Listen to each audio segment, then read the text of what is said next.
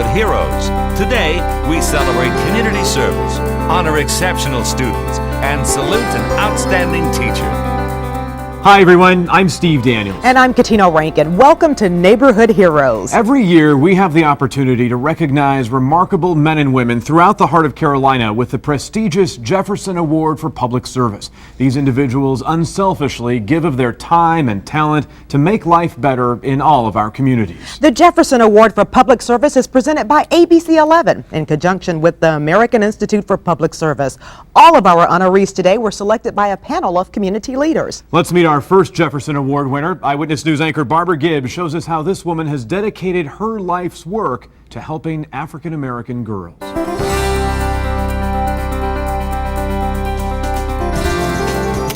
Flawless skin, paper-thin bodies, sexy outfits. When that's all we see in magazines and on TV, it can be hard for the average woman and girl to look in the mirror and feel beautiful. Angela Coleman still remembers a time she was made to feel less than beautiful. She was 9 years old. Another little girl made a rude comment about her hair. What did she say to you? She said something about my hair. And I remember being really upset about it. She laughs about it now because that hurtful day not only changed her, it gave her a mission. To uplift and aid in the self-development of women and girls of African descent. A mission she turned into the Sisterhood Agenda, a nonprofit organization that fills this friendly yellow building in Durham. She opened the doors 10 years ago after graduating from Princeton, changing the lives of all kinds of at-risk African American women and girls ever since. Knowing and understanding that they're unique and beautiful, no matter what they might look like, whether or not their hair is a certain way or their skin is a certain color. And that means working on the whole person, being physically and mentally fit, tackling sensitive issues like sex, drugs, gangs, and crime, to sensible issues like parenting, money management, and most importantly, self-respect and their unique history. Specifically for girls of African descent, to realize, who they are and their history as girls, as females in American society, so that gender identity is important, but also that racial and cultural identity, what it means to be black in this country, what it means to be African, what it means to be African American. Brittany Harden joined Sisterhood Agenda in the 8th grade after one of the toughest times in her life. Because my mother had passed away. She moved from Minnesota to Durham to live with her father. Now, this extremely successful senior at Riverside High School doesn't even want to imagine her life without the Sisterhood Agenda. It gave me more confidence, it made me believe more in myself because of the self-esteem. They taught you self-esteem, self-acknowledgement, they taught you your history, and it made me proud to be, African-American female. I didn't feel alone, so to speak. And the program turned this once shy girl into an activist who's recently opened her own youth center in Northgate Mall. We do tutoring, GED program, workshops, dance classes, modeling, etiquette. She's touching young women in a way that it may not become apparent till years later, when they in turn touch somebody else, and it's going to have a ripple effect on society. And I guess that shows that one person really can make a difference in the world. Barry Saunders, a columnist for the Raleigh News and Observer, nominated Coleman for a Jefferson Award. With a degree from Princeton, admittedly, she could have gone into corporate America and made a lot of money, but I think it was just very important that she would dedicate herself to this. This is what she wanted to do in college, and it's what she's doing. But she's been like a role model. I'm so happy that she did, found and open up Sisterhood Agenda, because without that, I'd still be quiet. I probably wouldn't even be right here where I am today. I feel like this work chose me more than I chose it. I feel like it was an inevitable part of my life. And so many people are blessed because of that.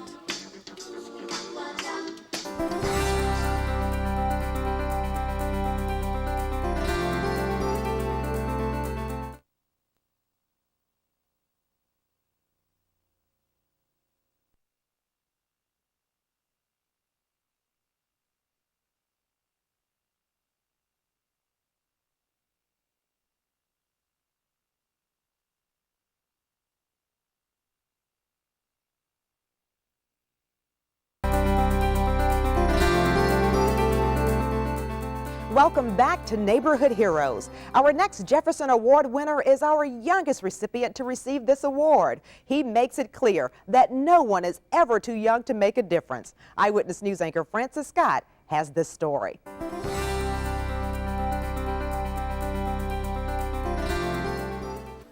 Nicholas Merriam looks absolutely like a normal 11-year-old. But by looking at him, even by looking at his blue-green eyes, you could never, ever know all that's inside. 5 years ago, when he was only 6, Nicholas found out he had cancer. Hospital visits and hospital stays and driving back and forth pretty much every single day to the hospital. He documented it all by taking pictures and turning them into scrapbooks. Why did you start taking pictures? I'm curious. I mean, that's a time that a lot of people don't want to remember. Well, I wanted to preserve some of the good memories than rather from the bad memories. He is cured now, but cannot forget all those bad memories of being trapped at the hospital, and he cannot forget about the kids going through it now. Now that I'm done with cancer and I'm in remission, now I know how they feel. I went through a lot, but think of the kids that are going through more than I am, and the kids who are just beginning it. Nicholas now gathers stuff and makes gift bags for as many kids as he can.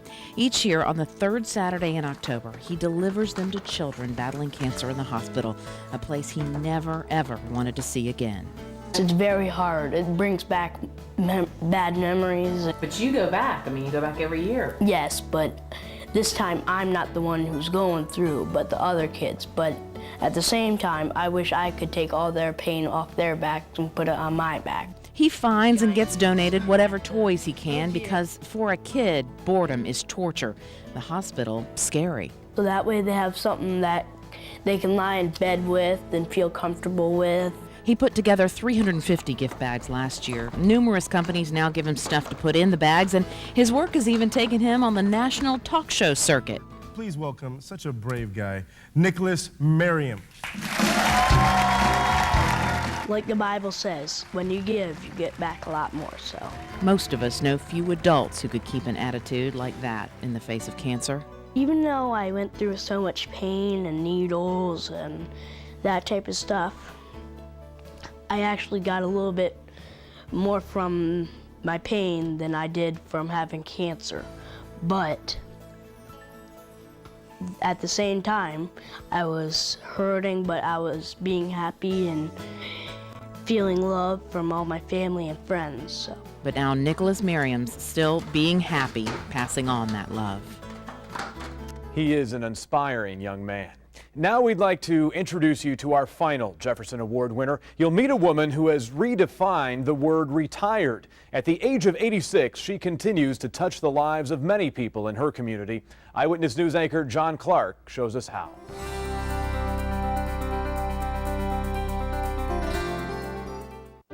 How are you today, Mr. LeMay? How you doing? Fine, thanks. You're looking good. Thank you. If there's one word that's not in Gertrude Bullock's vocabulary, it's retired. This energetic 86-year-old did leave the school system back in '82, but don't use the R word around her. Last week was a busy week. I counted about 30 activities that I participated in.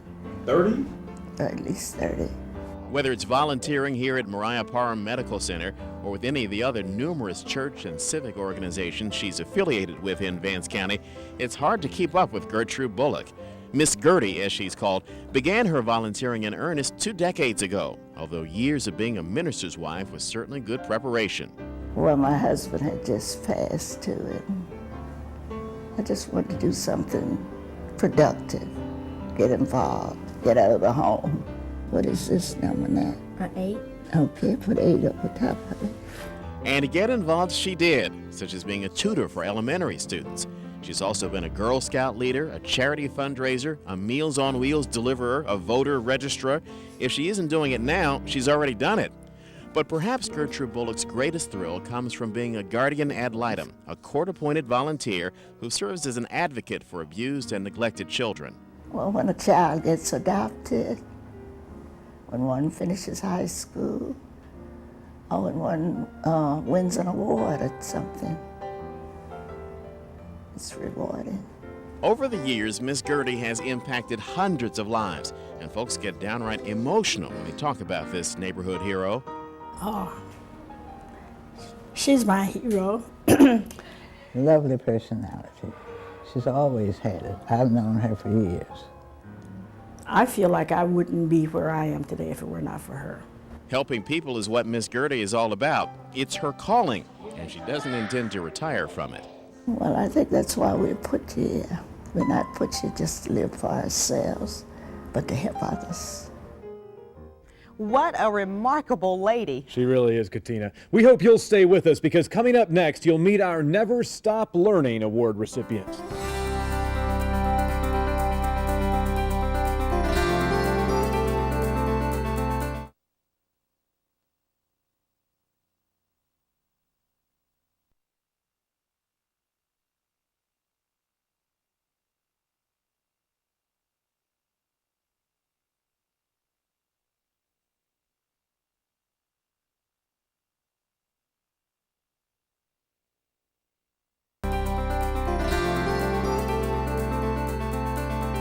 Every year, ABC 11 honors 5 determined students who really understand the importance of getting a great education. Eyewitness News morning anchors John Clark and Barbara Gibbs are back now to tell us more. It's a sad fact many young people will drop out of North Carolina schools this year. But the young people you're about to meet will not. Despite tremendous pressures and unfair obstacles, they decided to stay in school. Let's meet these inspiring young people. They are our Never Stop Learning Award winners.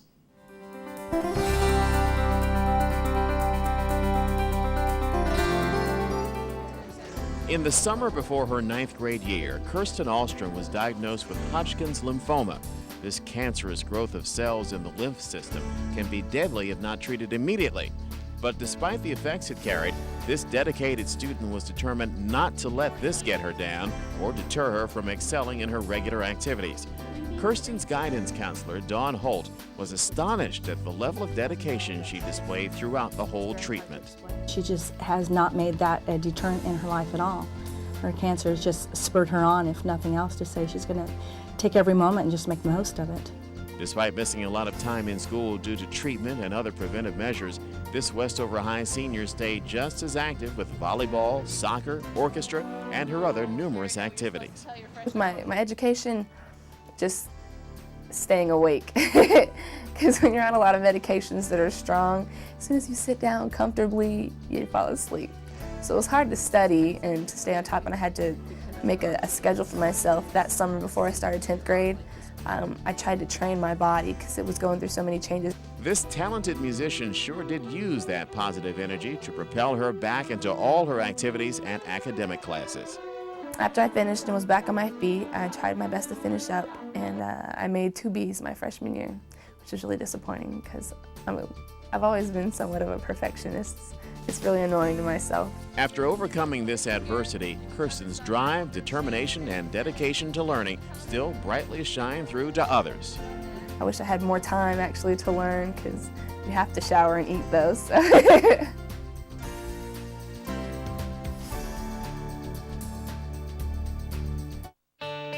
Doughty is a member of the National Air Force JROTC Honor Fraternity and the recipient of numerous leadership awards.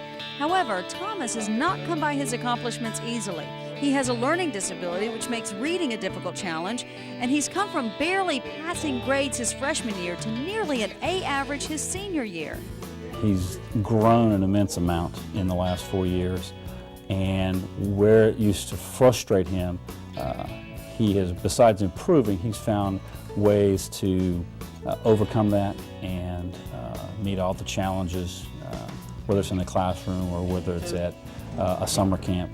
Friends and classmates describe Thomas as the brother they always wanted.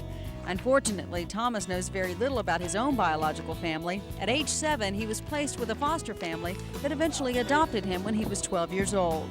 In large part, Thomas would say it's because he doesn't know that much about his early years, and he knows that everything he has is right in front of him, and that he's one that has looked at the challenges and said, I'd like to do it. Thomas stands out from the other students and is always open to challenge. The bigger example is Michael Jordan, because he never gave up playing was basketball. So I never gave up in school. I didn't like it, but I still try to succeed for my goal. When asked what drives his need to succeed, Thomas acknowledges his mother and teachers. It really was love from family and friends and teachers. Their support, they always believed in me. Even when I did bad, they just kept on believing. In the future, Thomas plans to join the military and work in law enforcement. He truly, truly has never stopped trying to learn what's next.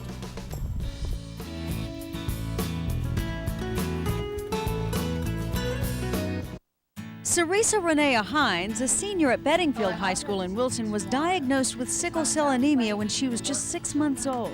Teresa has overcome many challenges in her life, one of them to remain in high school after going through a series of tests and hospitalizations due to her disease. I can't really play sports or anything like that. I got sick or something, I would miss a lot of days out of practice. If I felt wrong or something stepped on my foot wrong, then it can cause me to have a sickle cell crisis. Throughout her years in school, she's had to deal with numerous periods of illness and has found it very difficult to prepare for her assignments and concentrate on her schoolwork. Teresa is an outstanding example of someone who's never stopped learning, because oftentimes she's had, to miss, weeks out of class at a time, but yet she would still continue to persist with her studies. In spite of her illness, Teresa has been able to maintain an A average in her classes. With the help of her mother and others, Teresa keeps a positive outlook on life and has decided that she really wants to help others. This has sparked her interest in becoming a pediatric nurse. I want to help some other people that may be in my situation or in worse situations. Just prove that having a sickness can't stop you from doing your best or being all that you can be. Teresa's hard work, determination, and never quit attitude are the reasons why she is a recipient of the Never Stop Learning Award.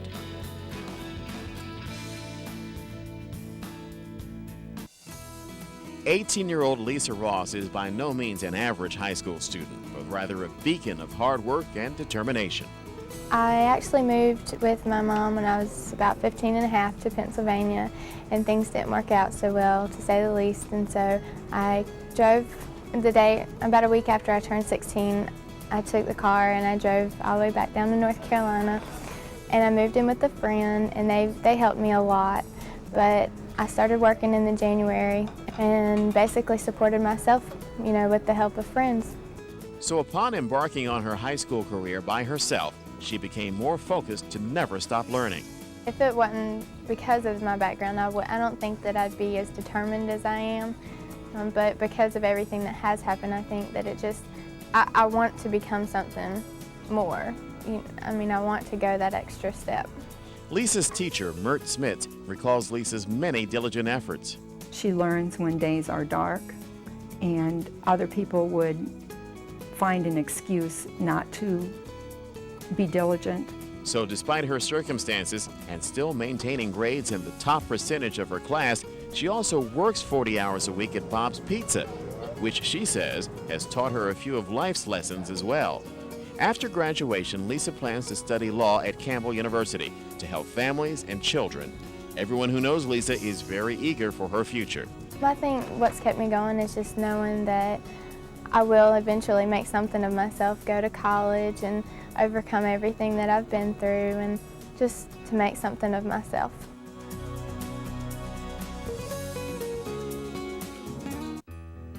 Imagine riding in your car and suddenly your whole world changes. This is the story of Angelina Lugo.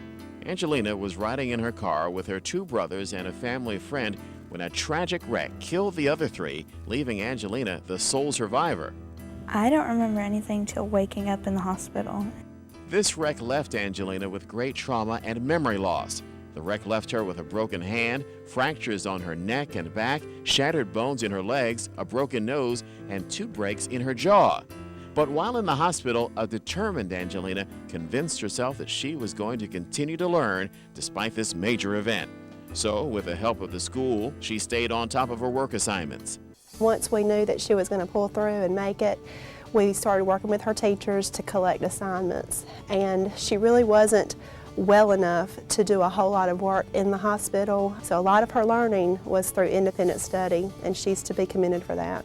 Now finishing up her senior year with plans to attend Meredith College as an education major, she gives credit to God for pulling her through this, and My parents, because like they helped keep me on track, because they kept encouraging me, you got to keep going, you got to finish, you're almost done with the school year, and also like myself, to motivate myself that I got to do this so I can graduate. So for those students who are facing similar tough circumstances, Angelina offers this piece of advice. Never give up, just keep trying, 'cause you'll get a reward somewhere in life for all the hard work you've done. Wow, what an exceptional group of young people. When we return, we'll introduce you to an outstanding teacher, our Educator of the Year.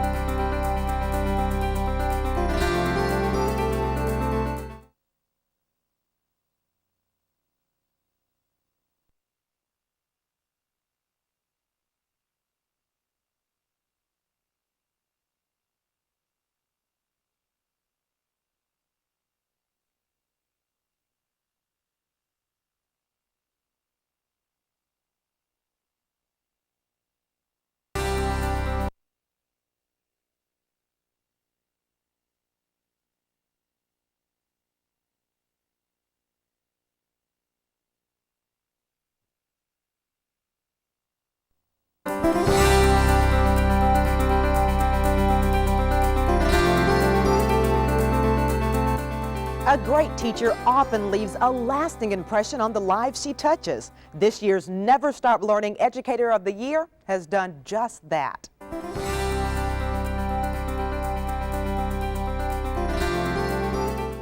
With education budgets continually getting slashed each year, school boards often face the difficult challenge of keeping good teachers. However, our Educator of the Year, Letty Clark, would work only to see the life of another student changed. I think when she sees us being successful at applying what we know, it kind of gives her a feeling inside. Like, she's like, I helped them do that. I was a part of that. I played in their success. Every day, she eagerly comes to school with the sole purpose of changing lives and impacting others. She is an exceptional human being because she is more than willing to go beyond the call of duty to assist her students in any manner that is needed. But where are you going to get the X to the negative 1/2 after that? As long as they are wanting to do more with their lives, then I'm willing to do whatever I can to help them reach whatever goals they need to reach. It's that dedication that is affectionately noted by her students. Ms. Clark, she always helps her students. Anytime anyone has a problem, she can be there to help. If you have any kind of questions, she gives her time up to help you. Mrs. Clark daily gives her time to help her students feel loved and ready to face not only the academic, but the outside world as well. What she does for the students is just amazing. I mean, she comes in at 7 o'clock every morning. School doesn't start until 8:30, but we come in at 7:30 for tutoring. And you're supposed to remember that now.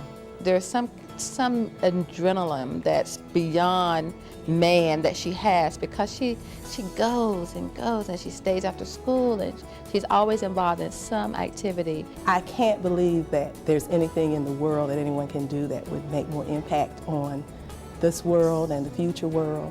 To motivate her students, she says a key goal is to see where they are and where they came from and to recognize them for whom they are.